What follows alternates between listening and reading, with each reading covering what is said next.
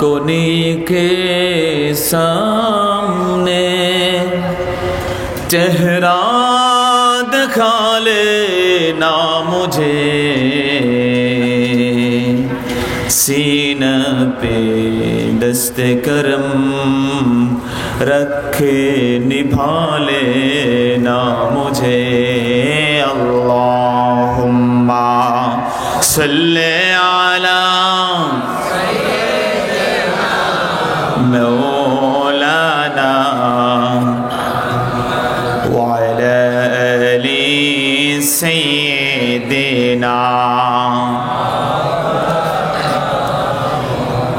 ऐ मुहम्मद हशर में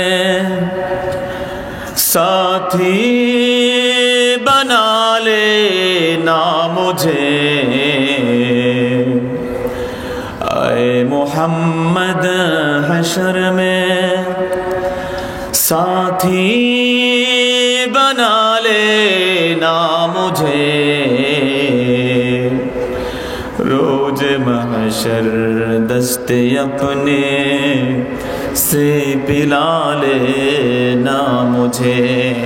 अल्लाहुम्मा सल्ले अला सय्यिदिना मौलाना व अला आलि सय्यिदिना। मोहब्बतेर साथे जबान खुले कয়েকবার जिकिर করুন ला इलाहा इल्लल्लाह, जोरे ला इलाहा इल्लल्लाह, ला इलाहा हस्बी रब्बी जल्लल्लाह, मा फी क़ल्बी गैरुल्लाह, नूर मुहम्मद सल्लल्लाह, ला इलाहा मोहब्बत ला इलाहा इल्लल्लाह, ला इलाहा सुब्हानल्लाह अल्हम्दुलिल्लाह, ला इलाहा इल्लल्लाह, ला इलाहा इल्लल्लाह, ला इलाहा जोरे ला इलाहा इल्लल्लाह, ला इलाहा ला इलाहा इल्लल्लाह मुहम्मदुर রাসূলুল্লাহ সাল্লাল্লাহু আলাইহি ওয়াসাল্লাম। সম্মানিত সুধী, শীতের রাত, বরকতের রাত, শীতকাল রাসূল পাক এবং তার সাহাবীদের কাছে খুব পছন্দের একটা আবহাওয়া, একটা মৌসুম। এই শীতের এই ওয়েদার এতই রাসূল পাকের কাছে প্রিয় ছিল যে আল্লাহর হাবিব শীতের প্রশংসায় হাদিস নকল করেছেন। সুবহানাল্লাহ বলেন। আল্লাহর হাবিব বলেছেন, আশ-শিতা রাবিউল লিল মুমিন, শীতকাল মুমিনের বসন্তকাল। সুবহানাল্লাহ বলেন।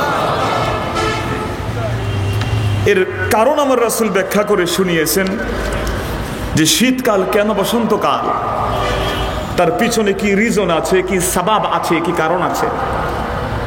আল্লাহর হাবিব বলেছেন শীতকাল কেন বসন্তকাল, কারণ হলো তালা লাইলুহু ফাকামাহ ওয়া কাসুরা নাহারুহু ফাসামাহ। আল্লাহু আকবার বলেন। আল্লাহর হাবিব বলেন শীতকাল বসন্তকাল কারণ হলো শীতকালের রাতটা লম্বা, রাতটাকে জোরে বলেন লম্বা। মুমিন বান্দা লম্বা রাত পেয়ে এই রাতকে সে কাজে লাগায়, সে ঠিক মতো ঘুমায়, আবার যথারীতি গভীর রাতে ঘুম থেকে জেগে আল্লাহর জন্য দাঁড়ায়া তাহাজ্জুদের নামাজ পড়ে। সুবহানাল্লাহ। ওয়া কাসুরা নাহারুহু, আর শীতের দিনটি হচ্ছে খাটো, শীতের দিনটি খুবই শর্ট টাইম, এই খাটো দিন পেয়ে মুমিন বান্দা যে কাজটি করে, ফাসামাহ, সে শীতের দিনটাকে কাজে লাগায়া আল্লাহকে খুশি করতে সবচেয়ে উত্তম ইবাদত রোজা পালন করে। সুবহানাল্লাহ। আল্লাহর হাবিব বলেছেন, লাইলুশ শিতা তাওয়িলুন ফালা তাকসুরহু বিমানামিক। শীতের রাত অনেক লম্বা, এই লম্বা রাতকে তুমি ঘুমায়া খাটো বানাই দিও না। ওয়া নাহারুহু মুদিউন ফালা তুযলিমহু বিআসামিক।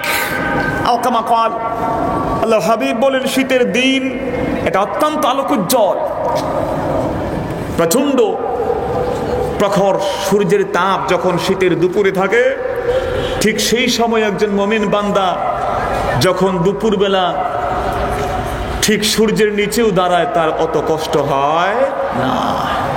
এই আলোকিত দিনকে তুমি তোমার জুলুম দিয়া, গুনাহ দিয়া, পাপ দিয়া এটাকে অন্ধকারাচ্ছন্ন করে দিও না। স্বভাবতই রাত প্রায় 11টা বাজে, শীতের রাত। আমরা নিঃসন্দেহে কিছু আল্লাহর মাকবুল বান্দা, যা আমরা কষ্ট স্বীকার করে হলেও নবীর সে বাণীকে আমরা বাস্তবায়ন করতে পারছি। আমরা নিজেরা শীতের রাতকে কাজে লাগাতে পারছি। আমরা বসে গেছি ওয়াজের মাহফিলে, বসে গেছি মসজিদের পাশে। ফিকহের মাসালা হলো সাতহুল মসজিদ ফি হুকমিল মসজিদ। মসজিদের আঙিনা মসজিদের হুকুমই ধর্তব্য হবে। সুবহানাল্লাহ বলেন। যদি আল্লাহর বান্দা জায়গা না পেয়ে মসজিদে এর বারান্দায় বসে যায়, এর পাশে ময়দানে বসে যায়, মসজিদে বসার হুবহু সওয়াব আল্লাহ পাক তার আমলনামায় দিয়ে দেবেন। সুবহানাল্লাহ।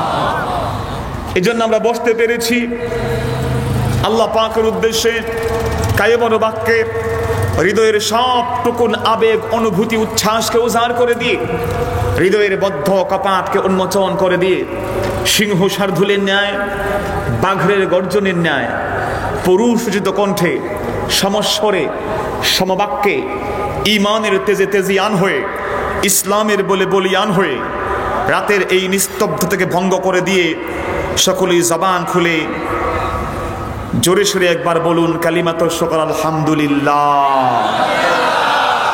লক্ষ কোটি, তার চেয়েও অনেক অনেক অনেক গুণ বেশি দুরুদ আর সালাম আল্লাহর হাবিবের প্রতি, যিনি আজ থেকে প্রায় ১৫০০ বছর পূর্বে আমাদেরকে এতিম করে দিয়ে সোনার মদিনায়, সোনার টুকরা জমিনে শুয়ে আছেন, যিনি কুল কায়নাতের নবী, যিনি রাহমাতাল লিল আলামিন, যিনি মানুষের শুধু নবী নন, যিনি জিনদেরও নবী, যিনি আকাশেরও নবী, জমিনেরও নবী, গ্রহ নক্ষত্র দোলকে বুলকে যা কিছু আছে সব কিছুর নবী।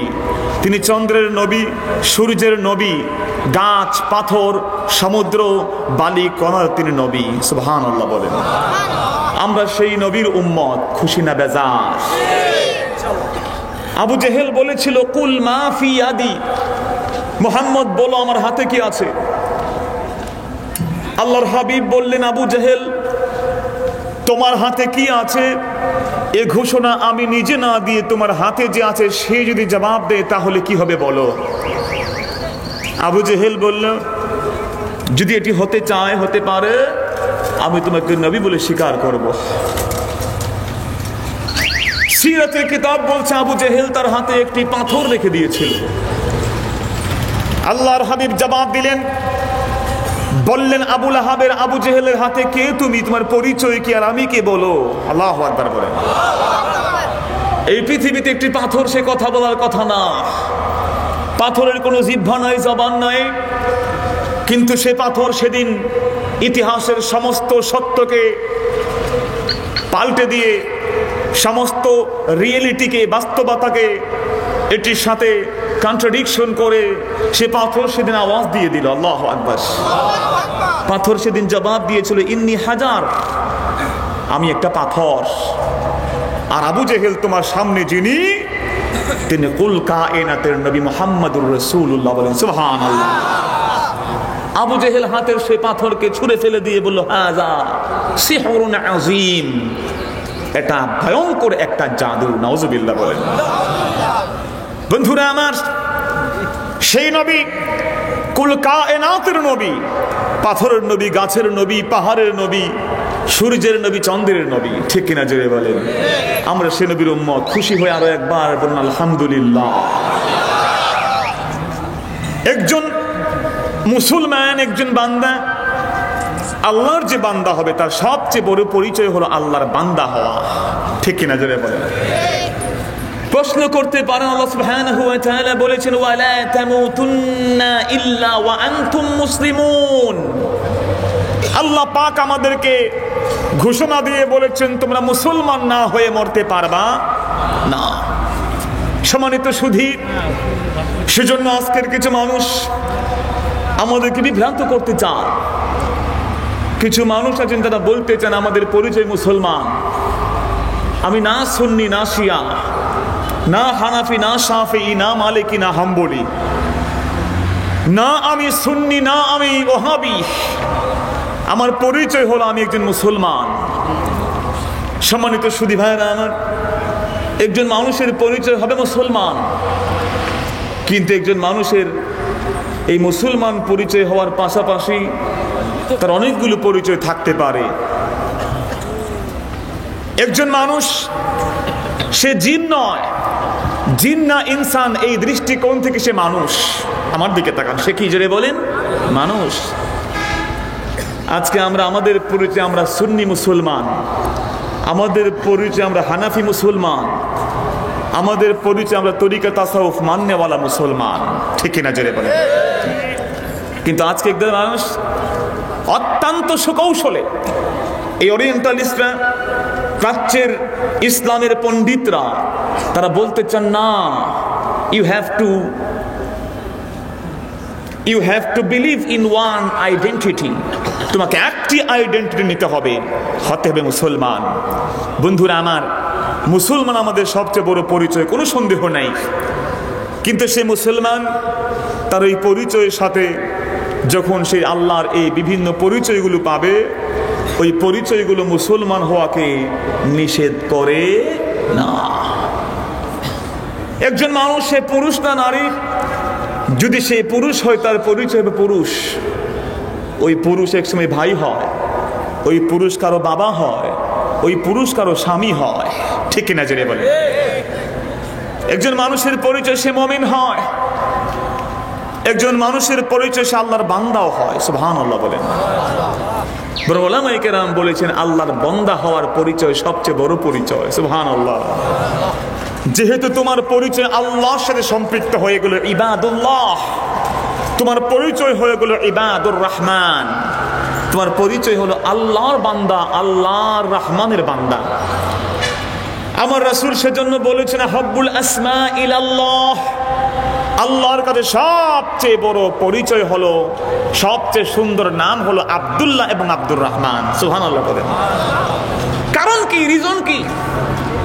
উলামায়ে কেরাম বলেছেন, এর কারণ হলো ওই আল্লাহর বান্দা তার নামটাকে আমার মাবুদের সাথে সম্পৃক্ত করেছে, যার কারণে এই নামটা আল্লাহর কাছে সবচেয়ে বেশি প্রিয় হয়ে গেছে। সুবহানাল্লাহ। বন্ধুরা আমার, সেজন্য আল্লাহর বান্দা হওয়ার ভিতরে সবচেয়ে বড় পরিচয়। এই পৃথিবীর বুকে নবী রাসূল যত এসেছেন, সবাইকে আমার আল্লাহ তার বান্দার অন্তর্ভুক্ত করে তার পরিচয় তিনি নবী বলেন নাই, তার পরিচয় তার রাসূল বলেন নাই, আল্লাহ বলেন আমার বান্দা। সুবহানাল্লাহ বলেন। অতএব যে ব্যক্তি বলবে আমি আল্লাহর বান্দা, আপনি তাকে বলতে পারবেন না আলাইকা আন তাকুনা মুসলিমা, you have to be a Muslim, you have no identity except Muslim. মুসলমান ছাড়া তুমি কোনো আইডেন্টিটি বিলং করতে পারবা না, একথা বলে ফাতুয়াবাজি করা যাবে? বন্ধুরা আমার, সেজন্য বান্দা হতে বলেছেন। আর আল্লাহর বান্দা যখন এই বন্দেগীর পরিচয় নেবে, তামাম বিশ্বজাহান তার বিপরীতে চলে গেলেও তার কোনো ভয় নাই, তার কোনো ভীতি নাই, কারণ সে আল্লাহর বান্দা। ঠিক কিনা জোরে বলে? আল্লাহর বান্দা, তার বান্দার উপরে যত জুলুম হয়, নির্যাতন হয়, নিষ্পেষণ হয়, সে আল্লাহর বান্দা আল্লাহর বন্দেগী ছেড়ে কোথাও পালিয়ে যেতে পারে না।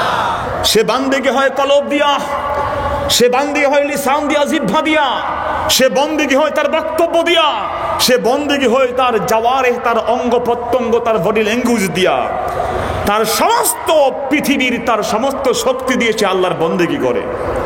এই জন্য আজকে গোটা বিশ্বে যত নির্যাতন হয়, নিষ্পেষণ হয়, নিপীড়ন হয়, মুসলমানদেরকে আল্লাহর বন্দেগী ছেড়ে দেওয়া যাবে? যারা বলেন যাবে? খাব্বাব ইবনে আরাত রাদিয়াল্লাহু তাআলা আনহু এসে বললেন, ইয়া রাসূলুল্লাহ আওয়ালা তাস্তানসির ইলাল্লাহ, আপনি কি আল্লাহর কাছে একটু আমাদের জন্য সাহায্য চাইতে পারেন না? আল্লাহর হাবিব রাগ হয়ে গেলেন। হাদিসে পাক বলছে ফাহমাররা ওয়াজহু রাসূলিল্লাহ, আল্লাহ নবীর চেহারা মোবারক রক্তিম হয়ে গেল। আল্লাহর হাবিব জবাব দিলেন, খাব্বাব, এত অল্প অত্যাচারে, এত অল্প নির্যাতন, নিপীড়ন, জুলুম, নির্যাতনে ভয় পেলে হবে না, নিরাশ হলে হবে না। ফাইন্না মান কানা ক্বাবলাকুম ইউখাযুর রাজুল বিঈমানিহি, খোদার কসম করে বলছি, তোমাদের পূর্বে যারা ছিল ঈমান আনার অপরাধে তাদেরকে পাকড়াও করা হয়েছে। ওয়া ইউগফারু লাহুম আলাল আরদ, তাদের জন্য জমিন কুড়ে গর্ত করা হয়েছে, গর্ত করে ওই জমিনের উপরে ওই আল্লাহর বান্দাকে পুঁতে দেওয়া হয়েছে। শুধু তাই না, পুঁতে দেওয়ার পরেই শেষ নয়, বাঁধা হয়েছে শক্ত করে। ফায়ুজাউ বিল মিনশার, আর সে আল্লাহর বান্দা ঈমান আমার অপরাধে তার মাথার উপরে রাখা হয়েছে করাত। কি রাখা হয়েছে জোরে বলেন? করাত। যে করাত দিয়ে মানুষ গাছ কাটে।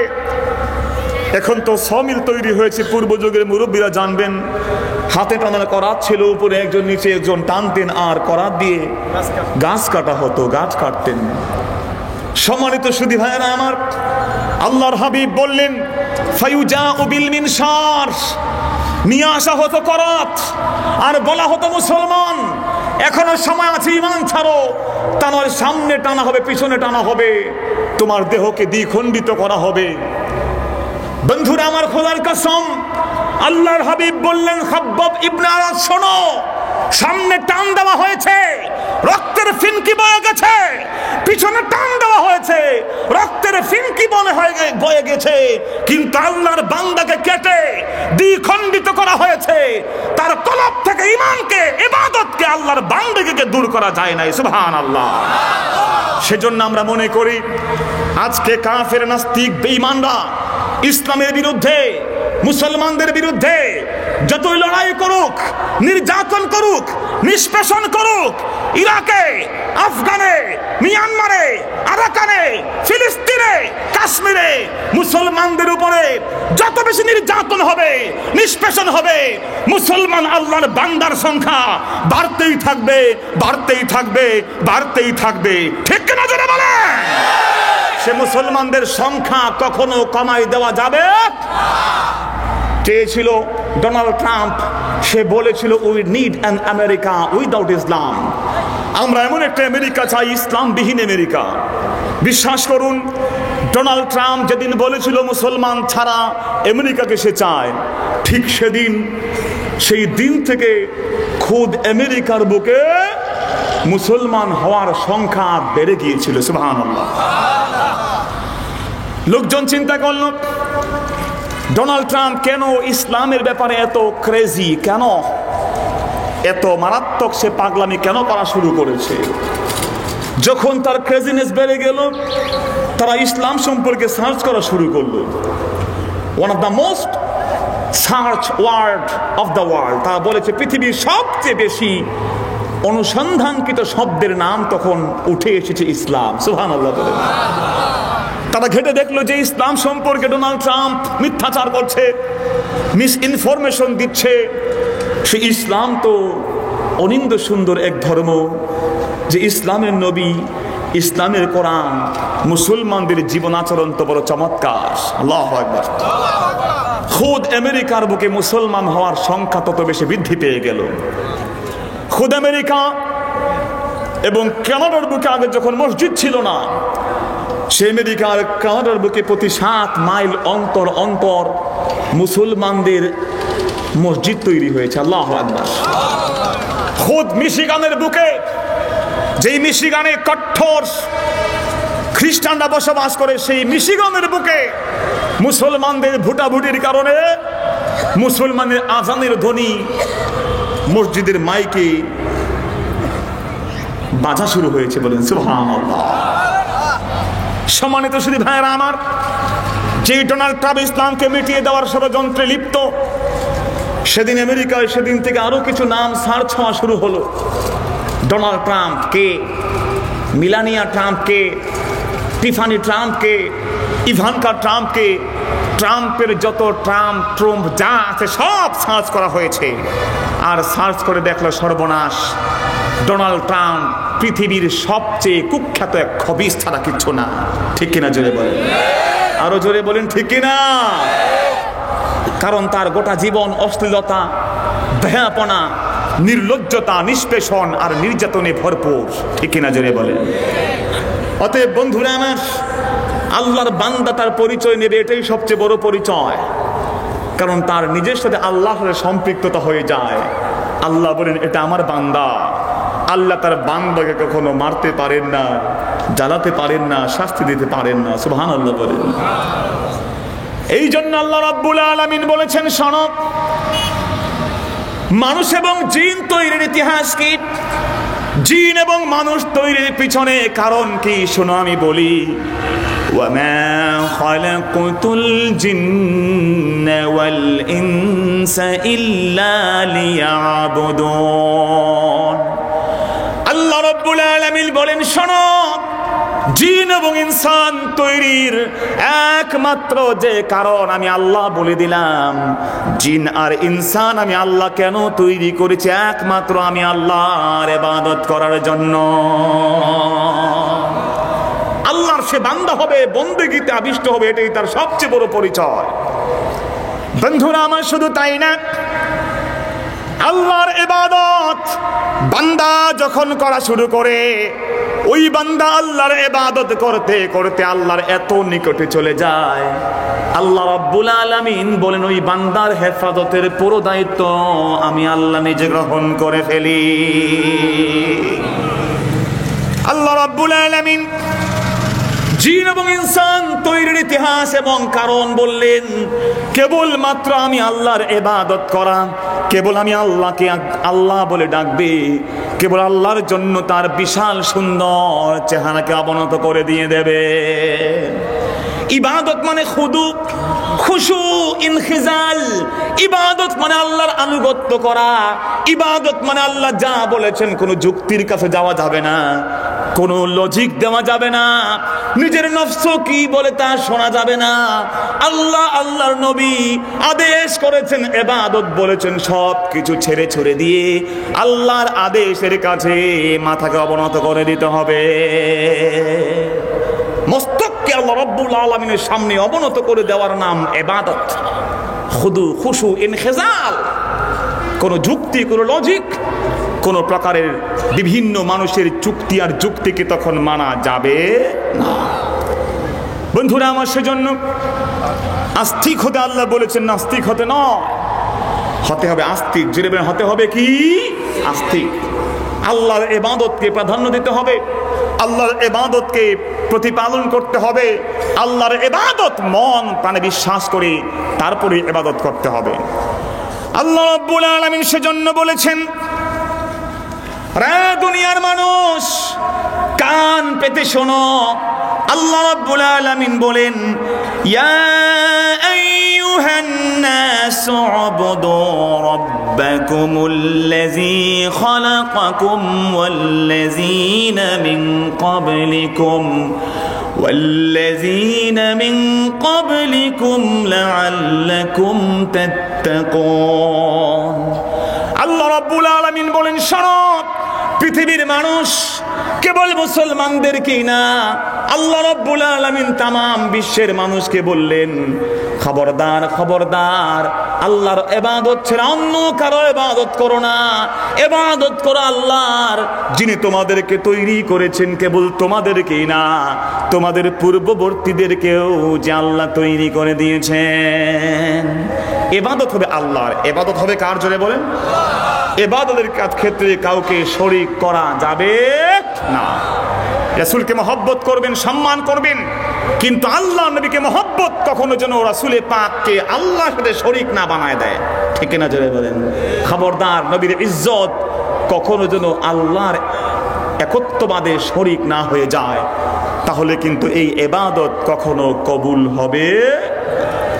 আল্লাহ রাব্বুল আলামিন আরো বলেন, শোনো, তোমার জীবনের শেষ গোল হবে, জীবনের শেষ লগ্ন হবে আল্লাহর ইবাদত। আল্লাহ বলেন, ওয়া'বুদ রাব্বাকা হাত্তা ইয়াতিয়াকাল ইয়াকিন। তোমার ইয়াকিন আসা পর্যন্ত আল্লাহর ইবাদত করো, আল্লাহর ইবাদত ছাড়ো না, ছাড়ে দিও না, এমনকি যতক্ষণ না তোমার কাছে আল্লাহর ইয়াকিন চলে না আসে। বলেন সুবহানাল্লাহ। আল্লাহর ইবাদত করতে হবে ইয়াকিন আসা পর্যন্ত। জোরে বলেন, কি আসা পর্যন্ত?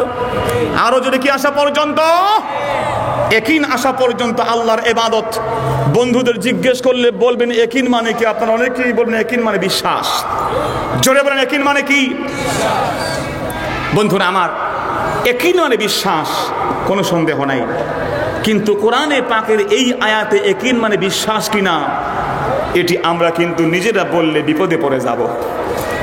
ইয়াকিন মানে যদি হয় বিশ্বাস, তাহলে বিভিন্ন ভণ্ড পীরদের সমস্যা কোথায়? ভণ্ড পীররা বলে আমরা ইবাদত করি না, আমরা আল্লাহর ইবাদত করা লাগে না, কারণ আমাদের ইয়াকিন চলে আসছে। নাউজুবিল্লাহ। কি চলে এসেছে জোরে বলেন? ইয়াকিন চলে এসেছে। তার বক্তব্য হলো ইয়াকিন মানে বিশ্বাস। যেহেতু ইয়াকিন চলে এসেছে, আল্লাহ আছেন, নবী আছেন, রাসূল আছেন, কিয়ামত আছে, কবর আছে, হাসর আছে, মিজান আছে, পুলসিরাত আছে, আমার আর ইবাদত করা লাগবে না। বন্ধুরা আমার, সেজন্য আমরা বলবো, যে ব্যক্তি ইয়াকিন মানে বিশ্বাস এই অর্থ নিল, জাহের বা বাহ্যিক এই অর্থ নিলে কিন্তু ওই ব্যক্তি ইয়াকিন বলতে বিশ্বাস নিলে তার জীবনে সবচেয়ে বড় ভুল করবে। ঠিক কিনা জোরে বলেন। এই জন্য আজকে কিছু মানুষ পীর সেজেছে, শায়েখ সেজেছে, বড় বড় বক্তব্য দেয় আর মুরিদ বানায়, আর বলে আমার ইবাদত লাগে না, আমার ইয়াকিন চলে এসেছে। সে কি আল্লাহর ওলি পীর হতে পারে? হুঙ্কার দিয়ে জোরে বলুন, পীর হতে পারে? যে পীর বলবে ইউসুফ নবীকে তার ভাইয়েরা সাজদা করতে পারলে আমার মুরিদরা কেন সাজদা করতে পারবে না, সে কি আল্লাহর বান্দা হতে পারবে? পীর হওয়া দূরে থাক, সে আল্লাহর বান্দা হতে পারবে? আজকে বাংলাদেশ অনেক পীর নামের ভণ্ড তৈরি হয়েছে। ঠিক কিনা জোরে বলেন।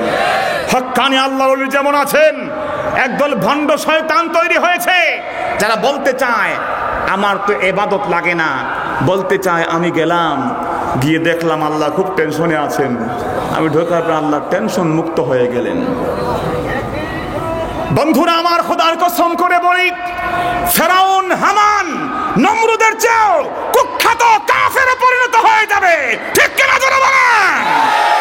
কারণ ফেরাউন, হামান, নমরুদ রাতের গভীর অন্ধকারে আল্লাহর কাছে কাঁদতো আর বলতো, মাবুদ, আমরা তো বান্দাদের আপনার ধোঁকা দিচ্ছি, কিন্তু আমরা নিজেরাও জানি আমরা মাবুদ না। কথা বুঝেন নাই? সে আল্লাহর কাছে বলতো, মাবুদ বলে দিয়েছে আপনার বান্দাদেরকে যে আপনার বান্দারা পানি পেয়ে যাবে, মাবুদ আপনি একটু পানির ব্যবস্থা করে দেন। সুবহানাল্লাহ বলেন। এই জন্য আজকে এই সমস্ত শয়তানরা বক্তব্য দেওয়া শুরু করেছে যে মায়ানমারে রোহিঙ্গা মুসলমানদেরকে আমি বাঁচাতে পারতাম, আল্লাহ পাক নিষেধ করেছেন। ওই শয়তান যদি বাঁচাতে পারতই, তাহলে না বাঁচানোর ফলে সে মুসলমান থাকতে পারবে? কথা বলেন, থাকতে পারবে? আমার বন্ধুরা, আল্লাহর হাবিব বলেন, শোনো, মান রাআ মিনকুম মুনকারান ইয়াদউ বিফালইয়াদফা বিয়াদিহি আও কামা ক্বালা নবী সাল্লাল্লাহু আলাইহি ওয়াসাল্লাম। আল্লাহর হাবিব বলেন, শোনো, যদি তোমাদের কেউ কোনো অন্যায় কর্ম দেখে তাহলে অবশ্যই সে হাত দিয়ে ফেরানোর ক্ষমতা থাকলে হাত দিয়ে ফেরাতেই হবে। ফাইন লাম ইয়াস্তাতি ফাবিলিসানিহি ফাইন লাম ইয়াস্তাতি বিকালবিহি, যদি হাত দিয়ে ফেরানোর ক্ষমতা না থাকে জবান দিয়ে, বক্তব্য দিয়ে, আওয়াজ দিয়ে, ভাষণ দিয়ে, তার বক্তব্য দিয়ে ওই অন্যায়ের প্রতিবাদ করতে হবে।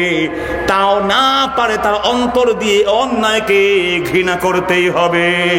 ঠিক না? জোরে বলে। অতএব মায়ানমারের মুসলমানদেরকে রক্ষার ক্ষমতা থাকা সত্ত্বেও যদি তাকে রক্ষা না করো তুমি মুসলমান থাকতে পারবা না। ঠিক না? জোরে বলেন। সে ব্যক্তি কখনো মুসলমান থাকতে পারবে? মুসলমান কি তুমি কি জানো? মুসলমানের পরিচয় আমার নবী দিয়েছেন। আল্লাহর হাবিব বলেন, আল মুসলিমুন কাজাসাদিন ওয়াহিদিন ইনিশতাকাতা আইনুহু ইশতাকা কুল্লুহু। আল্লাহর হাবিব বলেন, মুসলমানের উদাহরণ হলো, গোটা বিশ্ব জগতের মুসলমানের উদাহরণ হলো একটা দেহের মতো। কার মতো? জোরে বলেন। একটা দেহের মতো। ওই দেহের ভিতরে যেই জায়গাতে আঘাত লাগুক না কেন, মুসলমান অন্য যেই জায়গায় থাকুক, দেহের যেমন পাতে আঘাত লাগুক, মাথায় আঘাত লাগুক, পায়ে আঘাত লাগুক, যেখানে আঘাত লাগুক না কেন, মুসলমানের চোখ বেয়ে দর দর করে বেদনার অশ্রু বের হয়ে যায়। ঠিক না? জোরে বলেন।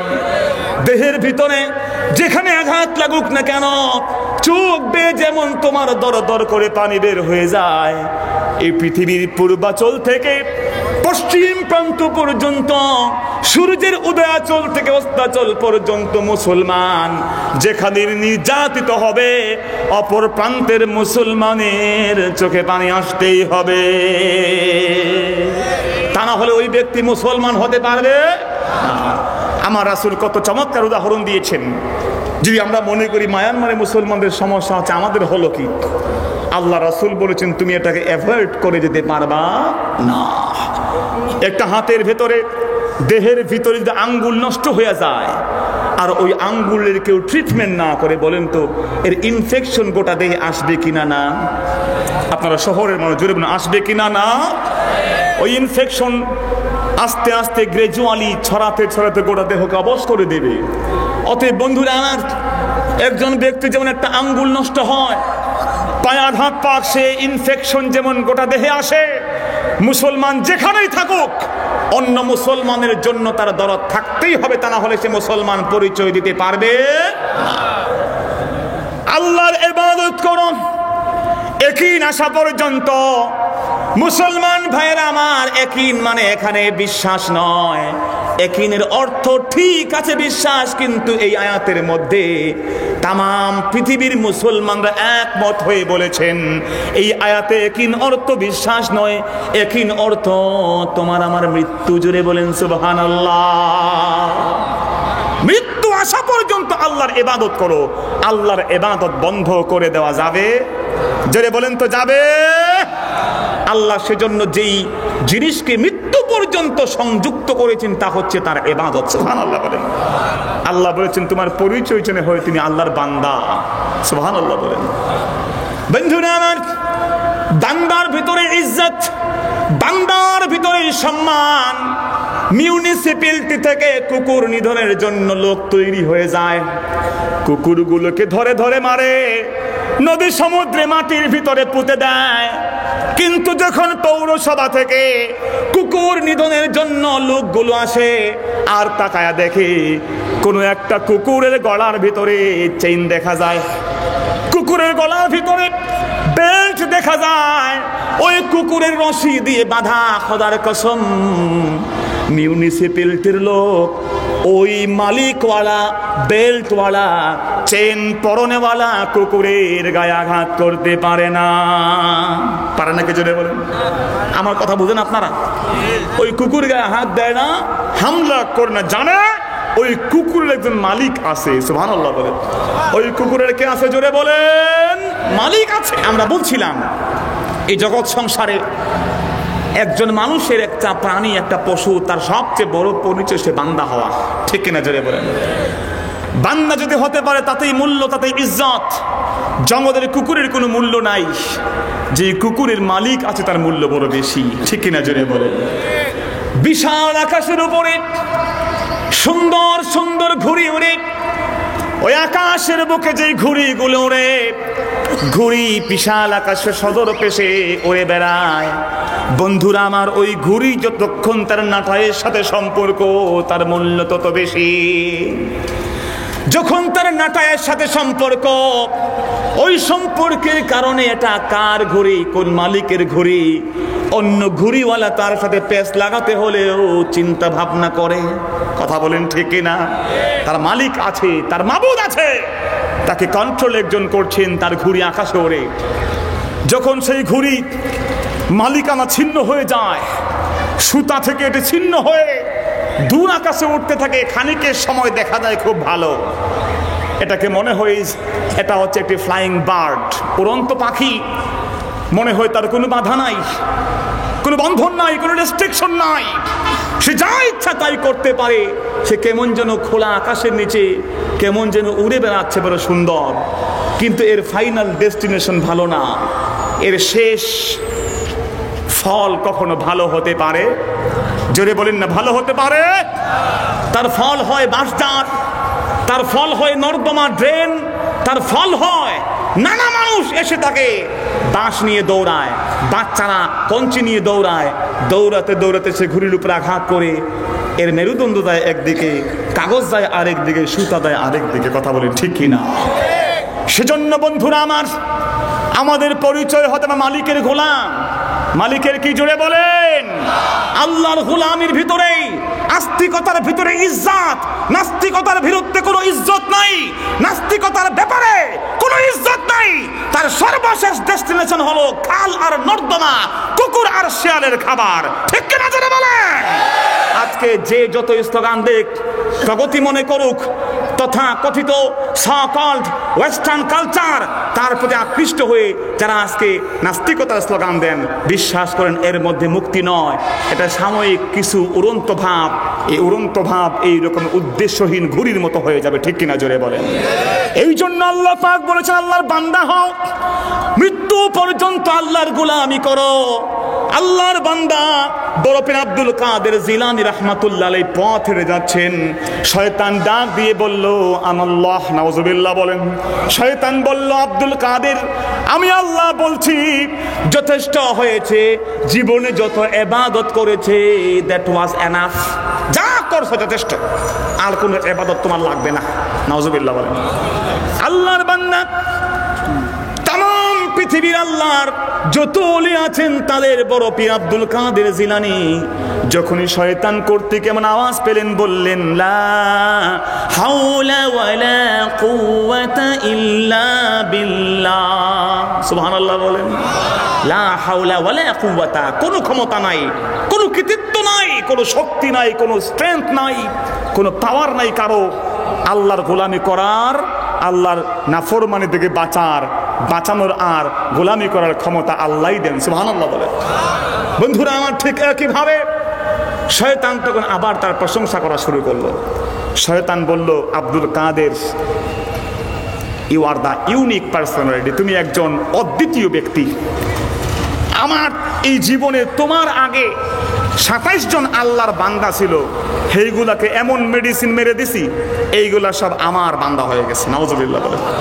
ছিল আল্লাহর ওলি হয়ে গেছে শয়তানের ওলি, তাদেরকে বলেছি তোমাদের আর ইবাদত লাগবে না, দলিল ওয়া'বুদু রাব্বাকা হাত্তা ইয়াতিয়াকাল ইয়াকিন। তোমার তো ইয়াকিন চলে আসছে, ইয়াকিন মানে বিশ্বাস, কিন্তু এখানে ইয়াকিন মানে বিশ্বাস না, ইয়াকিন মানে মৃত্যু। সুবহানাল্লাহ বলেন।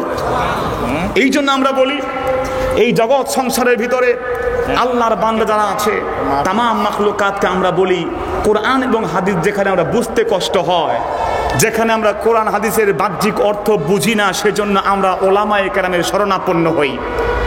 উলামায়ে কেরামের শরণাপন্ন হওয়ার নাম মাযহাব। এই উলামায়ে কেরামের মতকে মানার নাম তাকলিদ। মাযহাব মানে মত, মাযহাব মানে কি? জোরে বলেন, আরো জোরে সবাই বলেন কি? মাযহাব মানে মত। এটি একটি বার্নিং ইস্যু। আজকে একদল মানুষ করে, তুমি হবা মুসলমান, তুমি কেন হচ্ছ হানাফি, তুমি কেন হচ্ছ শাফি, কেন হচ্ছ তুমি তরিকায়, তুমি কেন হচ্ছ চিশতি, কেন হচ্ছ মুজাদ্দিদি, কেন হচ্ছ মুহাম্মদি, বিভিন্ন প্রশ্ন দিয়ে আমাদেরকে জর্জরিত করতে চায়। এগুলো হচ্ছে তথাকথিত ওরিয়েন্টালিস্ট যারা আছে, পশ্চিমের ইসলামের পণ্ডিত মুসলমান না যারা, তাদের বিভিন্ন পয়জনেশন, বিভিন্ন বিষক্রিয়া মুসলমানদের মধ্যে ঢুকাই দেওয়া হচ্ছে। বন্ধুরা আমার, কোরআন এবং হাদিস যেখানে আমরা বুঝি সেখানে মাযহাব লাগে না। আল্লাহ পাক বলছেন ওয়ালা ইয়াক্তাব বা'দুকুম বা'দা, তোমরা কেউ কারো গীবত করো না। বলেন তো গীবত করা হারাম এইটা বুঝতে আমাদের মাযহাব লাগে?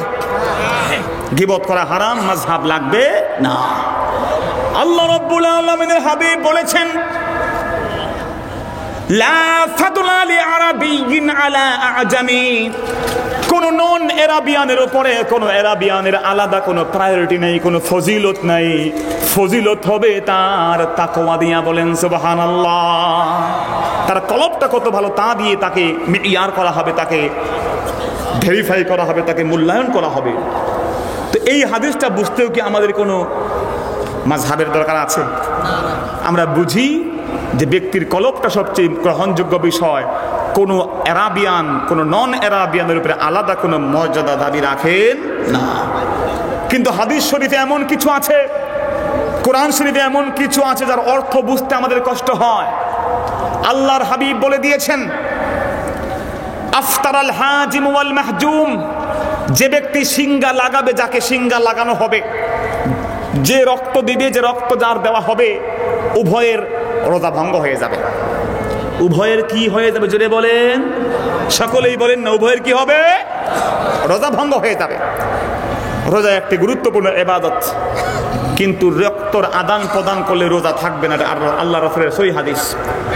কিন্তু এই হাদিসের পরে আল্লাহর হাবিব অন্য হাদিসে বলেছেন, আল্লাহর হাবিব সাল্লাল্লাহু আলাইহি ওয়াসাল্লাম বলেছেন, প্রিয় রাসূল সাল্লাল্লাহু আলাইহি ওয়াসাল্লামের সাহাবীরা বলেছেন ইন্নান নাবিয়্যা সাল্লাল্লাহু আলাইহি ওয়াসাল্লামা ইহতাজামা ওয়া হুয়া সাইমুন মুহরিমুন, আল্লাহর নবী নিজে সিঙ্গা লাগালেন, তিনি রোজাদারও ছিলেন, তিনি মুহরিমও ছিলেন। সুবহানাল্লাহ বলেন। বন্ধুরা, বিশাল বিস্ফোরণ হয়েছে, সেখান থেকে লোহাগুলো পৃথিবীতে নাজিল হয়ে জমিনে আশ্রয় নিয়েছিল। সুবহানাল্লাহ। কোরআন হচ্ছে পৃথিবীতে আল্লাহর নবীর উপরে সবচেয়ে বড় মুজিজা। সেই কোরআন নাজিলের প্রেক্ষাপট আল্লাহ পাক তার নবীকে বলছেন নবী আল্লাহর বান্দা। সুবহানাল্লাহ বলেন। আল্লাহ রাব্বুল আলামিন বললেন ফাআউহা ইলা আবদিহি মা আওহা, আল্লাহ তার বান্দার প্রতি কোরআন নাজিল করে দিলেন যা নাজিল করা দরকার ছিল। বলেন সুবহানাল্লাহ। শুধুমাত্র তাই না, সূরা বাকারাতে আল্লাহ বললেন ওয়া ইন কুনতুম ফি রাইবিম মিম্মা নাযালনা আলা আবদিনা ফাতু বিসূরাতিম মিন মিসলিহি, আল্লাহ বলছেন তোমরা যদি সন্দেহ করো, কোনো কনফিউশন করো, আমার বান্দার উপরে যা নাজিল করেছি। নবী আল্লাহর কি জোরে বলেন, আরো জোরে কি জোরে বলেন, আল্লাহর বান্দা। আল্লাহ পাক বলেন নাই তার রাসূলের প্রতি, বলেন নাই তার হাবিবের প্রতি, বলেন নাই তার বন্ধু তার নবীর প্রতি, বললেন তার বান্দার প্রতি। জোরে বলেন সুবহানাল্লাহ। নবী আরেকটি বড় মুজিজার নাম হলো মেরাজ। কি নাম জোরে বলেন? মেরাজ, যাকে নিয়ে বিজ্ঞান গবেষণা করে করে আজকে মহাকাশে যাচ্ছে, মঙ্গলে যাচ্ছে, চাঁদে গেছে, ধূমকেতুতে তাদের সেই যানবাহন তারা পাঠাচ্ছে। বন্ধুরা আমার, সে মেরাজ অনিন্দ সুন্দর নবীর সবচেয়ে বড় একটি মুজিজা। সেই মেরাজ আমার নবীকে আল্লাহ নিয়েছেন, সেখানেও তার নবী পরিচয় দেন নাই, সেখানেও রাসূল পরিচয় দেন নাই, সেখানেও পরিচয় দিয়েছেন নবী আল্লাহর বান্দা। সুবহানাল্লাহ বলেন। আল্লাহ রাব্বুল আলামিন বলেন সুবহানাল্লাযী আসরা বিআবদিহি লাইলাম মিনাল মাসজিদিল হারামি ইলাল মাসজিদিল আকসা। একটু জোরে সোরে বলুন সুবহানাল্লাহ। আল্লাহ সুমহান, যিনি তার বান্দাকে অতি অল্প সময়ে, রাতের অতি অল্প সময়ে নিয়ে গেছেন বাইতুল্লাহ থেকে বাইতুল মাকদিস পর্যন্ত। সুবহানাল্লাহ। বন্ধুরা আমার, শুধু আমার রাসূল না, আল্লাহ রাব্বুল আলামিন যত নবী আর রাসূল এই পৃথিবীর বুকে জন্ম নিয়েছেন, সবাইকে তার বান্দা বলেছেন। আল্লাহ রাব্বুল আলামিন সূরাতুস সাদ বলেন, ওয়াজকুর ইবাদানা ইব্রাহিম ওয়া ইসহাক ওয়া ইয়াকুব উলিল আইদি ওয়াল আবসার। স্মরণ করো আমার বান্দা ইব্রাহিমকে, ইসহাককে আর ইয়াকুবকে, তারা সকলেই আল্লাহর কাছে দৃষ্টি সম্পন্ন ছিল, ক্ষমতাওয়ালা ছিল। বলেন সুবহানাল্লাহ। আল্লাহ রাব্বুল আলামিন তার নবী দাউদকে ডাক দিয়ে বলেন, শোনো আমার বান্দারা, দাউদের কথা স্মরণ করো। ওয়াজকুর আবদানা দাউদ যাল আইদি ইন্নাহু আওয়াব। জোরে বলেন সুবহানাল্লাহ। দাউদ আল্লাহর কি জোরে বলেন? বান্দা। আরো জোরে আল্লাহর কি? শুধুমাত্র দাউদ না, দাউদ আলাইহিস সালাতু ওয়াস সালামের পরে ছিলেন সুলাইমান। আল্লাহ রাব্বুল আলামিন বলেন, নি'মাল আবদু ইন্নাহু আওয়াব। সুলাইমান আল্লাহর কতই না উত্তম বান্দা। জোরে বলেন সুবহানাল্লাহ। আল্লাহর নবী আইয়ুবকে আল্লাহ পাক পরিচয় করে দিচ্ছেন, ওয়াজকুর আবদানা আইয়ুব ইয নাদা রাব্বাহ। তোমরা আমার বান্দা আইয়ুবকে স্মরণ করো। আইয়ুব আমার বান্দা যখন তার আল্লাহকে সে ডাক দিয়েছিল, আইয়ুব নবী আল্লাহর কি জোরে বলেন? বান্দা। নূহ আলাইহিস সালাতু ওয়াস সালামকে আল্লাহ বলেন, ইন্নাহু কানা আবদান শাকুরা। নূহ নবীও ছিলেন আল্লাহর বান্দা। জোরে বলেন সুবহানাল্লাহ। ঈসা আলাইহিস সালাতু ওয়াস সালাম, তার মায়ের পেটে তিনি, মা অবাক হয়ে গেলেন, আর তিনি বললেন, আহারে, আমি যদি আজকে এই জীবনটা আমার শেষ হয়ে যেত, আর আমি যদি হতাম নাসিয়াম মানসিয়া, তাহলে কতই না ভালো হতো। আমার স্বামী নাই, আমার পুত্রের কোন, আমার সন্তানের কোনো বাবা নাই। এই সন্তান পৃথিবীতে আসলে মানুষ আমাকে বিভিন্ন তোহমত দিবে, ব্লেম দিবে, অপবাদ দিবে। এই সন্তানটা না আসার পূর্বে আমি মারা গেলে ভালো হতো। কোরআনে পাক বলছে, قالت يا ليتني مت قبل هذا وكنت نسيا منسيا। হায় রে, আমি এই পৃথিবীতে সন্তান জন্ম দেওয়ার আগে মারা গেলে ভালো হতো। সুবহানাল্লাহ বলেন। যখন ওই পুত্র সন্তান আসার আগেই তিনি মারা যাওয়ার জন্য প্রশংসা কি বলে ডাক দিলেন, ঠিক সেই সময় ঈসা আলাইহিস সালাতু ওয়াস সালামের জন্ম হয়ে গেল। সুবহানাল্লাহ বলেন। তার মাথা মোবারক বের হয়ে গেল, তিনি তার মাকে তার নিচ থেকে, তার তলদেশ থেকে তিনি ডাক দেওয়া শুরু করলেন। সুবহানাল্লাহ বলেন। কোরআনে পাক বলছে, ফানাদাহা মিন তাহতিহা আল্লা তাহজানি ক্বাদ জাআলা রাব্বুকি তাহতাকি সারিয়া। জোরে বলেন সুবহানাল্লাহ। ডাক দিয়ে বললেন, মা চিন্তা করো না, তোমার জন্য আল্লাহ রাব্বুল আলামিন নহর তৈরি করবেন। তুমি যেই মরা গাছের টুকরার নিচে বসেছিলা, খেজুর গাছটা মরা, ওই খেজুর গাছ আর মরা না, মা তাকিয়ে দেখো, ওই খেজুর গাছটা তরতাজা সজীব হয়ে গেছে। ওই খেজুর গাছের ডাল ধরে টান দাও, ফাহুজ্জি ইলাইকি, টান দাও, দেখবা তোমার কাছে রুতাবান জানিয়া, তোমার কাছে চলে আসবে কাঁচা পাকা খেজুর। সুবহানাল্লাহ বলে। এই জন্য বিজ্ঞান গবেষণা করে দেখেছে, গর্ভবতী মাকে যদি খেজুর গাছের খেজুর খাওয়ানো হয়, তার সন্তান ভালো থাকে, প্রসব বেদনা 70% রিলিফ হয়। সুবহানাল্লাহ বলে। খেজুর এমনও আছে, রাসূলে পাক সাল্লাল্লাহু আলাইহি বুখারীর হাদিসে বলেছেন, যদি মানিস্তাবাখা, যে ব্যক্তি সকালবেলা 7টা আজওয়া খেজুর খাবে, ওই ব্যক্তি রাত পর্যন্ত তাকে বিষ দিয়েও মারা যাবে না। সুবহানাল্লাহ বলে। সেই খেজুরের 54টা বিশেষ বিশেষ গুণাগুণ আছে। পৃথিবীতে অনেক ধরনের খেজুর তৈরি হয়। আল্লাহর নবী ঈসা যখন জন্ম নিলেন, জন্ম নেওয়ার পরে লোকজন অপবাদ দিল। ঈসা নবীর মা বললেন, আমাকে অপবাদ দিও না, আমার সন্তানের সাথে কথা বলো, তার পরিচয় কি বলো। তারা বলল, কাইফা নুকাল্লিমু মান কানা ফিল মাহদি সাবিয়া, কেমনে কথা বলবো যে আছে দোলনার ভিতরে। ঈসা আলাইহিস সালাতু ওয়াস সালাম তখন ডাক দিয়ে বললেন, ইন্নী আব্দুল্লাহ। সুবহানাল্লাহ বলেন। জন্ম নিয়ে ঈসা নবী ডাক দিয়ে তার পরিচয় দিলেন কি? আল্লাহর বান্দা। ওয়া ইবাদুর রহমানিল্লাযীনা ইয়ামশুনা আলাল আরদি হাওনা। আল্লাহর বান্দা হওয়ার ভিতরে ইজ্জত, আল্লাহর বান্দা হওয়ার ভিতরেই রহমত, আল্লাহর বান্দা হওয়ার ভিতরে সবচেয়ে বড় কল্যাণ। একজন ব্যক্তি আল্লাহর এবং মাবুদ আর আব্দের দৃষ্টিকোণ থেকে সে আল্লাহর বান্দা। কাফের নাস্তিক না মুরতাদ না কি, সে দৃষ্টিকোণ থেকে সে মুসলমান। পুরুষ না নারী, সে দৃষ্টিকোণ থেকে যদি পুরুষ হয় তার পরিচয় পুরুষ।